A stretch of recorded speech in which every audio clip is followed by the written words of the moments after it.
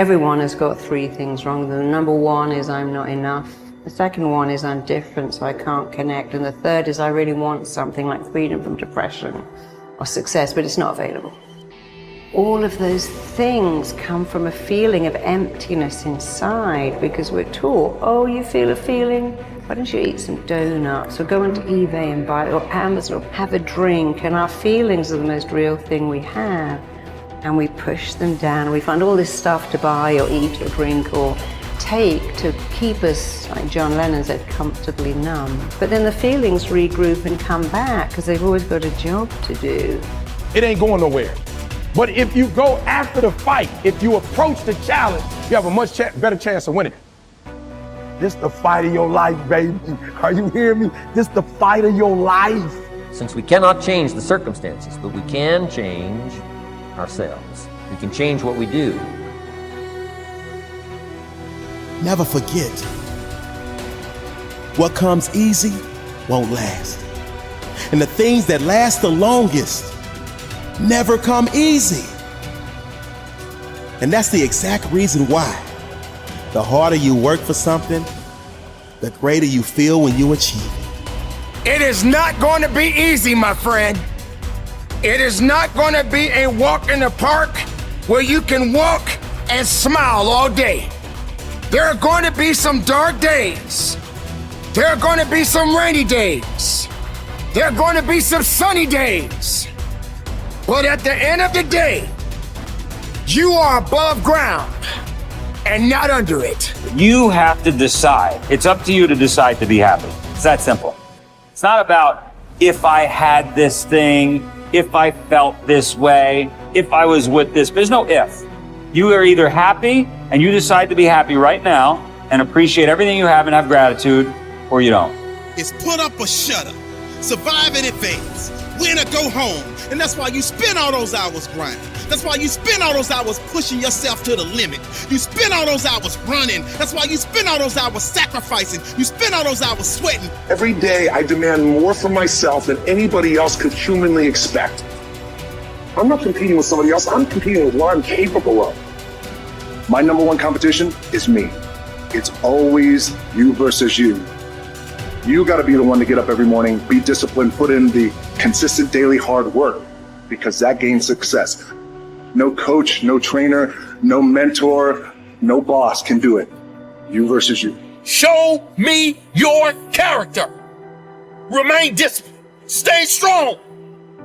When it all seems hopeless, keep plugging away. Nothing can stop you if you don't stop for anything. Don't stop for anything. Never break your discipline. Remain faithful to yourself and your vision. We all have a voice in our head. Some of us are very spiritual, some of us are not, but we all have this voice and you're doing, this is wrong, don't do that. The more you don't listen to that voice, the further that voice gets away from your head. Some people call it the Holy Spirit, some people call it God, some monks, whatever you call it. It's there. We all have it. It's the right or wrong voice. But the more we don't listen to it, the more that voice goes away. The only voice you hear is yourself. When the only voice you hear is yourself, you're wrong. There's a voice that guides you through life. And sometimes it's guiding you in a direction that you don't want to go. That's usually the right place to go. It's that uncomfortable place. So that voice is always talking to me, but we don't listen to it. I listen to it. And when I start getting anxious, nervous, like we all know when we've done too much because it's telling us, I'm getting tired, I'm wearing down. But we go. I start talking to my fiance, hey, I'm doing too much. We start now, like I did in Hell Week, like I do all the time, the 1 second decision. It's that decision when your mind starts to get so amped up. Whenever you can't hear yourself think, you gotta slow down. Whenever you're living off a schedule, every day's a schedule, you have no time for yourself. When you start, and we all know it, I don't have time for this anymore, I don't have time for that anymore. That's when your mind and your body are saying, think about it. I'm neglecting my fiance, I'm neglecting my disciplines of life, I'm neglecting my reading, my learning, my workouts, my diet. When you start neglecting all of that, you neglect one of them, you can neglect all of them. long time. It's going to haunt you. When you start seeing that, my God, I haven't eaten, I haven't been sleeping, it can only be one of those things to take you off.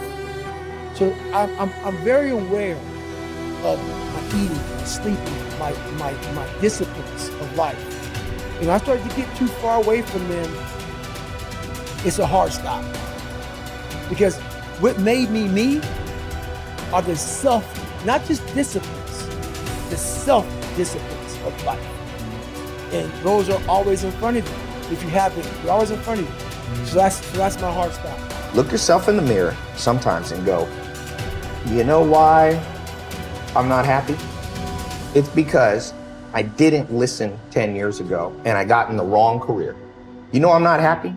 Because I married the wrong damn person. It wasn't meant to happen. Yes, everything happens for a reason. You made a bad choice, but it didn't have to be that way. And the second you build up pain, and this, by the way, is not my opinion. If you talk to guys like Dr. David Buss, top 10 most cited psychologist in history, okay? He's one of my main mentors. He told me, I said, do adults change?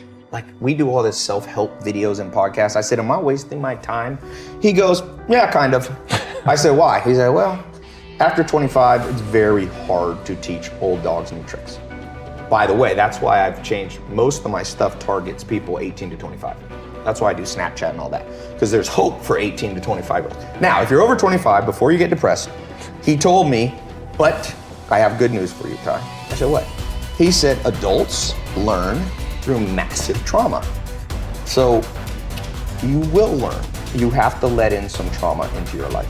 And that's rough, but no pain, no gain. Like if you are 100 pounds overweight and you want to be able to play basketball, here's my news for you. Everything happened for a reason. You got fat because you ate too much and you didn't exercise. So welcome to the gym. And the first year is going to be hell, but that pain, hopefully, will reprogram your brain that every time you want to eat that nasty thing, go, wait, I don't want to go through that pain. So I think one of the myths of society is we won't let pain in. We just excuse it all away. Like, no, that was meant to happen. Oh, you wasted 20 years of your life and married the wrong person in the wrong career? No, it was meant to happen. Where's the people who go, you f***ed up, dude. You wasted 20 years and you will never get it back. You better go in your room and cry. And the truth is, you only learn as an adult. Unfortunately, most people can only change through massive trauma. Look back over your life and ask yourself, what activities, behaviors, or decisions have been most responsible for my success in life to date? You will probably find that less than 5% of the things that you have said or done have accounted for most of the success you have enjoyed. You may find that it was your unique ability to solve a particular kind of problem or to take advantage of a particular type of opportunity. You may find that your special talent was an interpersonal skill that enabled you to influence and persuade other people at a particular time and place. You may find, on analysis, that it was an ability to take charge and accept responsibility for accomplishing a particular goal. Whatever has been responsible for your successes in life to date may be a good indication what you should be doing in the future. Analyze your work based on the measure that I call return on energy. Leaders in every field deliberately apply their talents and energies where they can achieve their greatest return on the amount of energy, mental, emotional, and physical, that they invest in any endeavor. They refuse to take on jobs or work in areas where they cannot perform at exceptional levels. They treat themselves as valuable resources and they spend their energies very carefully. One of the questions that you might continually ask yourself is this the best possible use of my time and energy? Is what you are doing right now the most valuable thing that you could be doing, given your particular combination of talents and abilities? Often answering this question will help you to see that there is a vast difference between what you are currently doing and what you should be doing if you want to be fulfilling more of your potential. Once you have chosen your ideal job or occupation for this stage of your career, your biggest responsibility is to make the decision to become very good and then to become excellent at what you do. In a lengthy study on successful Americans, the Gallup organization discovered that expertise, or being recognized by your peers as one of the very best in your field, was one of the essential ingredients for success in American life. We said before that self-confidence comes from positive knowing rather than positive thinking. It is only when you know that you are outstanding in your chosen field that you really feel terrific about yourself, and that you enjoy high levels of self-confidence. Men and women who are good at what they do and who know that they are good at what they do are very different from those who are only average. They walk and talk and dress and behave differently. They have an attitude of assurance and certainty about themselves that causes them to stand out in any group. They have a deep down sense of self-worth and self-confidence that is evident to everyone around them. The quality of a person's life is in direct proportion to their commitment to excellence, no matter what their chosen field.